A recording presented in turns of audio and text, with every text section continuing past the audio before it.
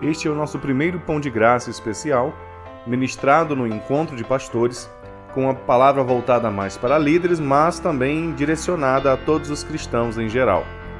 Perdoe-nos, a câmera ficou sozinha, sem ajustes automáticos, e em alguns momentos o foco acaba se perdendo, mas a mensagem continua e espero que seja abençoadora para todos vocês. Aqui, Paulo falando para Timóteo, e a gente dando uma olhada até por alto: tu, pois, filho meu, fortifica-te na graça. Por que ele começa falando sobre fortificar na graça? Por que ele não disse aqui, fortifica-te no Espírito Santo, fortifica-te nos dons, fortifica-te até na palavra, né? Fortifica-te na palavra que eu tenho dado. Não, ele começa falando sobre fortificar na graça. E olhando um pouquinho sobre a graça, e eu lembro que a graça, eu olho para a graça com muito medo, que quando eu comecei a estudar teologia a sério lá atrás, a graça quase me fez desviar. Porque é algo tão absurdo, né? É algo tão difícil de se explicar, de se tentar ali escrever sobre, que a gente só ou se maravilha ou se assusta. Eu me assustei lá atrás com a graça. Mas a graça, ela tem uma característica maravilhosa para nós que somos líderes, porque a graça nos coloca no nosso lugar. A graça, ela nos lembra quem nós somos. Ninguém. A graça nos lembra como a nossa capacidade consegue fazer a obra de Deus crescer. Nada.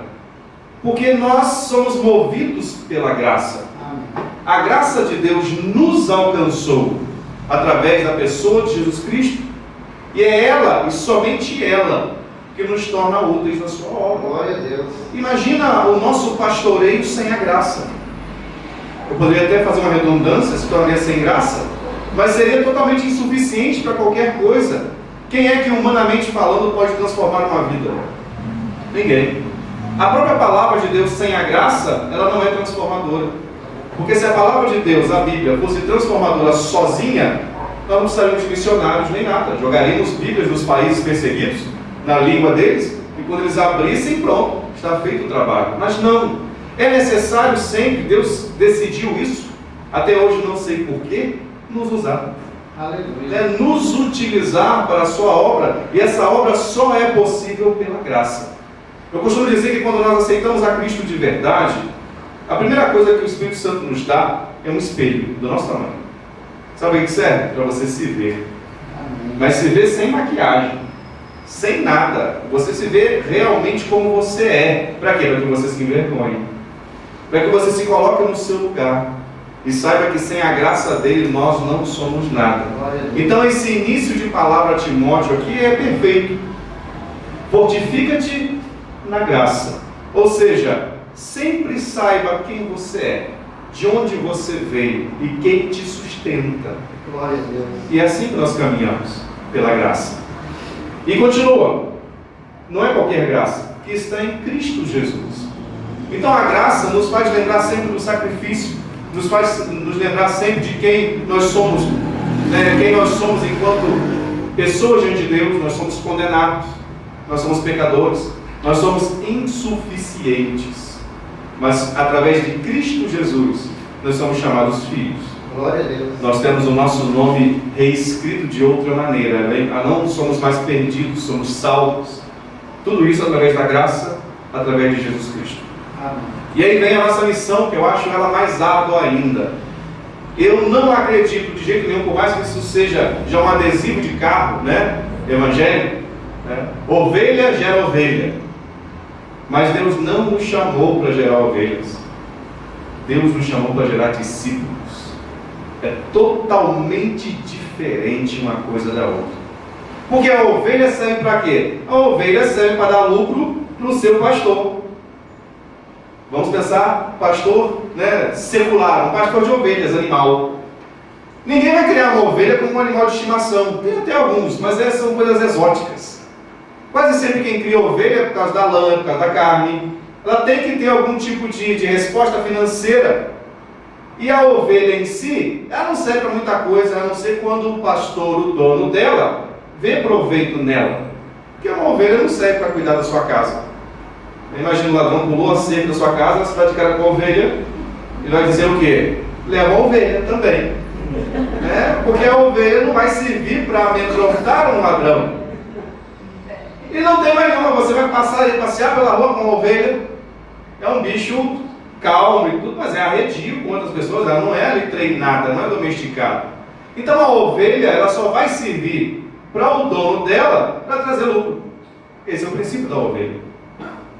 Esse é o princípio de nós sermos ovelhas de Cristo. Qual é o lucro que nós trazemos para Ele? É quase nenhum, mas Ele nos ama tanto. Aleluia. Que é o quê? É pregar a sua palavra.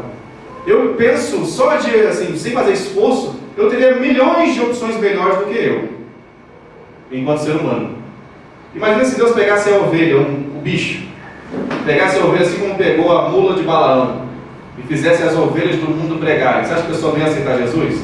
Meu pai, se era um bicho falando, o pessoal ia cair de joelho na hora chorando. Seria muito mais eficaz do que eu, ovelha humana. Mas Deus fez por bem, segundo a sua misericórdia e graça, me escolher e escolher você. Então a ovelha serve para isso. Por isso que nós não somos chamados para gerar ovelhas. Nós fomos chamados para gerar discípulos. Quando Jesus fala para Pedro, apacenta as minhas ovelhas. Pedro, não são suas. Não fica se achando o dono das ovelhas. E aí nós ligamos a internet hoje para o pastor, porque mexe com a minha ovelha que você vai ver. Pode ficar com ela, querido. Eu não quero nem saber dela. Se é sua, fica com ela. Tosqueia, tira o couro dela, é sua. Faz o que você quiser. As ovelhas que nós temos são de Cristo. Aleluia.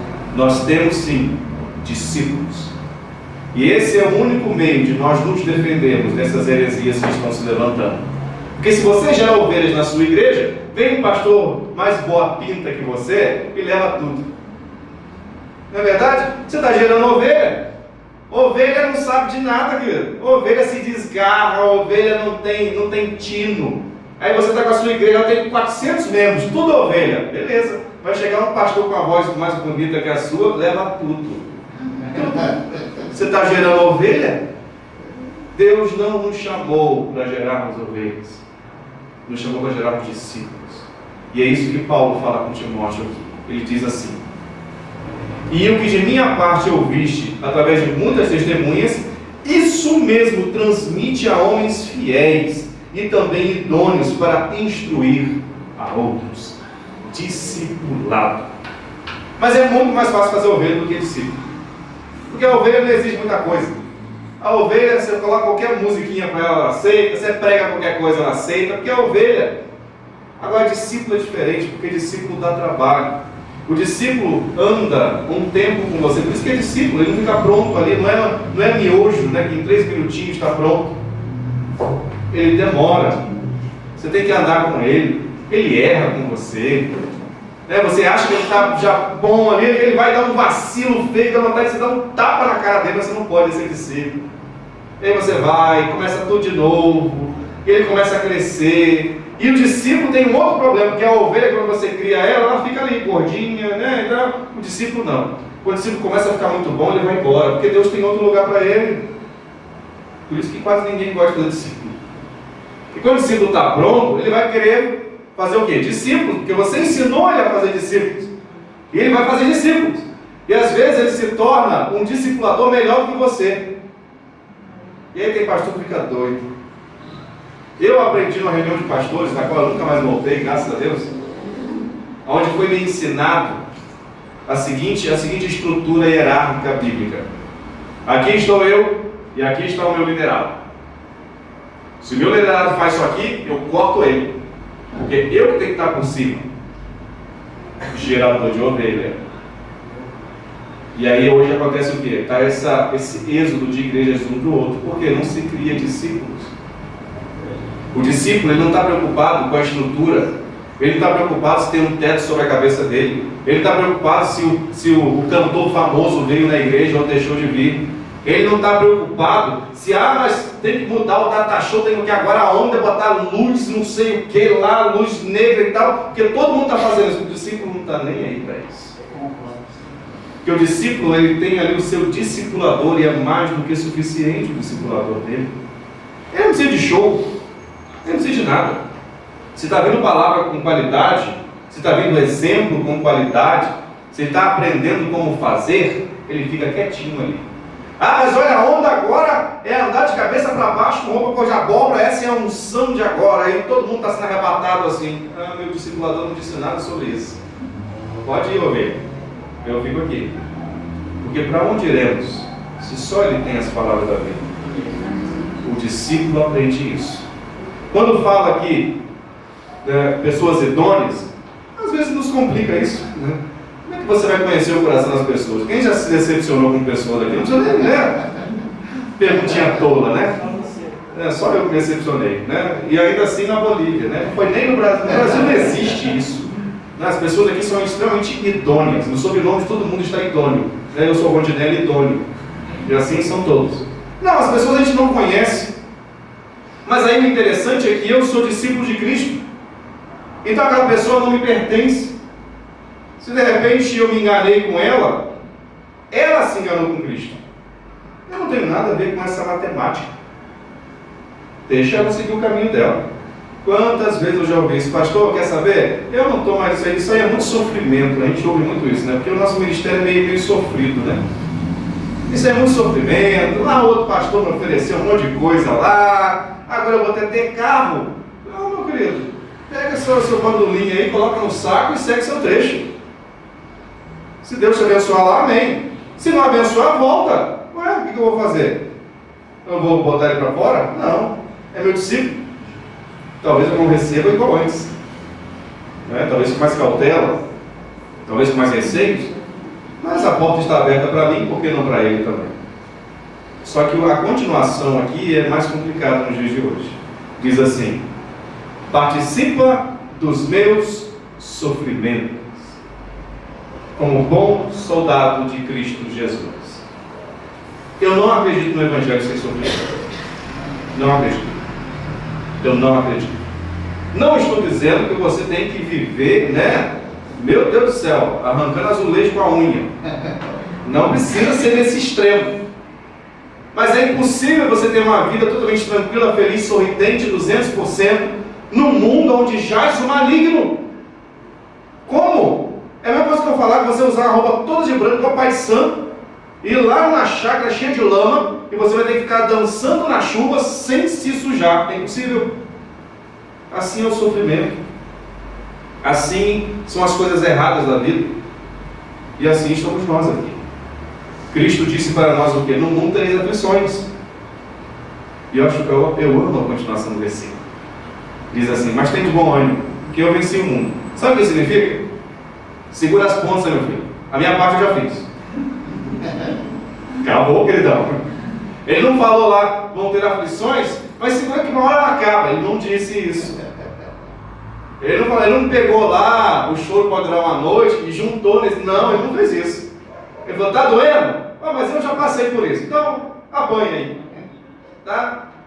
Segura, arranja um pouco mais o dente aí, segura. Lá na frente, mesmo que dê tudo errado, o céu é teu. Né? Então, fique feliz. Esse é o evangelho que não vai encher a sua igreja, pastor. Tá? É um conselho que eu te dou. Se você pregar isso todo domingo, a sua igreja vai acontecer um milagre nela.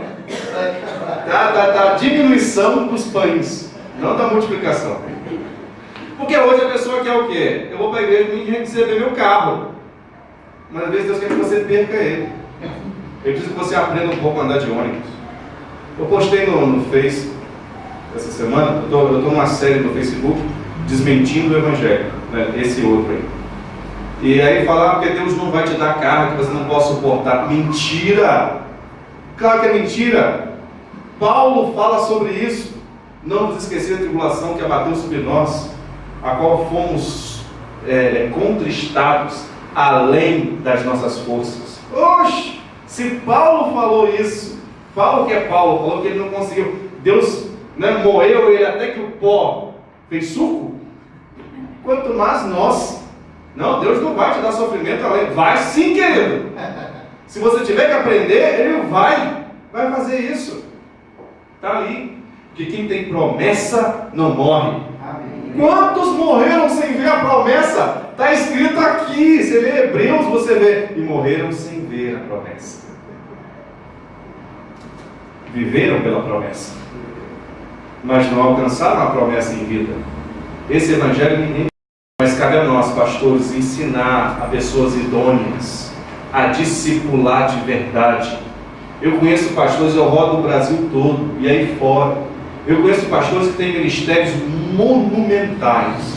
Eu fui numa igreja para 15 mil pessoas sentadas. Imagina uma igreja para 15 mil pessoas sentadas. E depois conversando com um grupo pastoral, o pastor já bem idoso, não sei, estou sem notícias dele, mas ele estava bem doentinho, já com seus 78, 79, já, como disseram eles lá, cantando para subir, né? Estava bem doente. E o que aconteceu? A igreja estava se preparando para uma guerra, porque ele não tinha deixado nenhum sucessor. Ele não tinha discipulado pessoas. Ele tinha feito uma grande obra, um grande ministério, mas ele não deixou. Quando ele morrer, as pessoas já sabem ali, tudo vai ser dividido. Ele não discipulou pessoas. Nós precisamos fazer isso. Quem conhece Billy Graham aqui? Né? Pergunta boba, né? Quem conhece Billy Graham? Você sabe quem foi a pessoa que alcançou ele para Jesus de verdade? Ninguém sabe. Ninguém sabe. Mas se esse sujeito não tivesse discipulado Billy Graham não tinha se tornado o Billy Graham que nós conhecemos. Isso é fruto de discipulado. Tudo bem que Frank Graham e a sua esposa, né, criaram um filhinho dele, Billy Graham, dentro dos caminhos do Senhor, mas chegou um momento onde ele precisou ter alguém que o ensinasse. E se não tivesse essa pessoa, não teríamos Billy Graham. Nós vamos começar a acordar para isso aqui. Eu não sei quem é que está passando pela minha mão enquanto discípulo, mas eu tenho a esperança de que ele se torne maior do que eu. Essa é a herança que eu quero deixar nessa terra.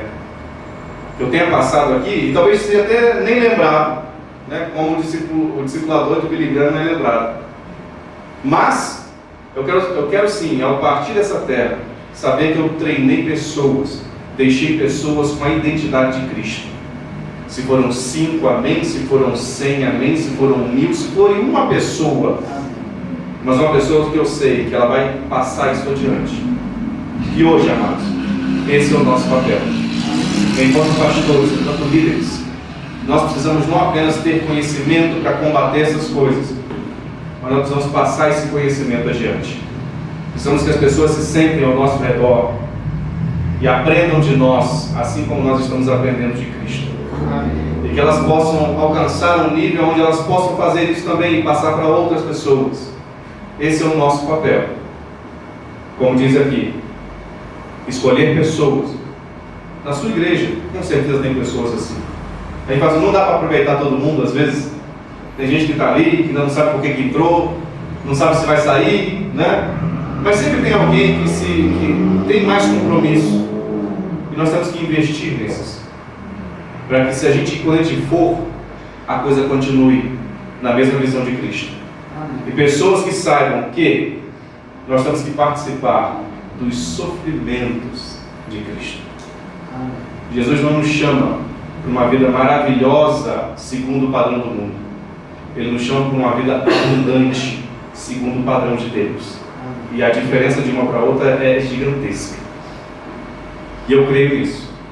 O evangelho que eu creio não é o evangelho, né, da moda. Às vezes eu vou em algumas igrejas e quando eu desço do púlpito eu sei que eu nunca serei chamado de novo lá. Não é o caso do pastor Wallace, né? Eu sei que lá eu estou tranquilo. Mas eu sei que em alguns lugares que eu fui, nunca mais voltarei. Por quê? Porque eu não entreguei o que eles queriam, mas eu entreguei o que eu fui ensinado. Amém. Glória eu fui ensinado o que eu recebi. E aqui está, eu vou passar para frente isso. Então, amados, hoje o papel do pastor, o pastor mesmo, bíblico, aquele que discipula, é mais crucial ainda do que nunca. Quanta gente, o Caminho Sem Fronteiras, a gente tem uma reunião não oficial, né? Nós reunimos pessoas uma vez por semana para estudar a Bíblia, e pessoas de várias igrejas, e a gente até fala com eles, olha, não quero ninguém sair da sua igreja para vir para cá, porque você vai vir para cá e aqui não tem nada, né? Nem adianta tentar sair da sua igreja para vir para cá. Então eles vão para lá sabendo que não adianta tentar ir para o Caminho Sem Fronteiras, porque o Caminho Sem Fronteiras é só trabalho. Se você quiser na sua igreja começar a trabalhar para Deus, eu já te comissiono como Caminho Sem Fronteiras. Que é isso mesmo que a gente faz, né? Então, em cima dessa questão de reuniões e tudo, a gente tenta passar o quê? Passar a Bíblia. E o interessante é como é que isso é revolucionário hoje. Eu tenho um mentor espiritual, né? Pastor Raul Nogueira Batista. Gostaram, né? Gostaram, né? E eu lembro que às vezes, ele sempre fala isso. Esses dias ele falou comigo de novo assim: rapaz, eu fui pregar numa igreja e foi covardia, porque o pessoal ficou tão maravilhado e eu só falei a palavra. Mas há uma ausência tão grande de palavra nas igrejas. Quando você chega com palavra, você parece que é um doutor da lei. Parece que você fez doutorado, você é PhD em alguma coisa, porque não tem como você ter esse conhecimento. Tem, é só ler a Bíblia e estudar. Mas não se faz mais isso. Hoje a gente quer tudo pronto. Queremos tudo para ontem. E queremos um Cristo que faça a nossa vontade. Cristo nunca vai fazer a nossa vontade. E eu agradeço a Ele imensamente por isso. Amém. Porque o sujeitinho todo sou eu. Imagina se ele fizesse a minha vontade, eu estava enrolado. Amado, eu deixo essa palavra para vocês. Que o nosso chamado pastoral seja levado ainda mais a sério. Que a gente entenda isso como, não apenas como uma vocação, mas como uma missão urgente. De nós olharmos para essas pessoas que estão vindo e, Senhor, levante aqui multiplicadores da visão. Não apenas a gente que quer se congregar, quer receber oração. Amém, que eles venham também. A igreja de Cristo humana, denominacional, sempre vai ter joio e trigo. Não cabe a nós separar isso. Sempre vai ter. Não pode ter mais joio do que trigo. A gente tem que tentar lutar para ter mais trigo. Às vezes tem um joio tão grande que parece que é uns 500 trigos, mas está ali, deixa quieto. Mas que a gente possa trabalhar nisso. Senhor, me ajude a multiplicar a sua visão. Senhor, que eu consiga passar para as pessoas que o que o Senhor tem para oferecer é um sofrimento? Mas é um sofrimento gostoso. Ou coisa boa é deitar a nossa cabeça no nosso travesseiro e saber que o Deus, Criador do Universo, conhece o nosso nome e está conosco em todos os momentos da nossa vida. Amém. E isso é mais do que suficiente para a gente continuar andando. Porque o carro que ganhou lá na campanha se perde, é roubado, é arranhado. A casa de 50 quartos que pediu lá na campanha, agora ele não consegue manter. Não tem dinheiro para pagar empregado. E assim vai as loucuras que as pessoas buscam. Mas o Evangelho de Cristo não é comida e nem bebida. É transformação de vida. E é uma transformação que termina na eternidade. Amém. Que Deus abençoe muito vocês. Amém.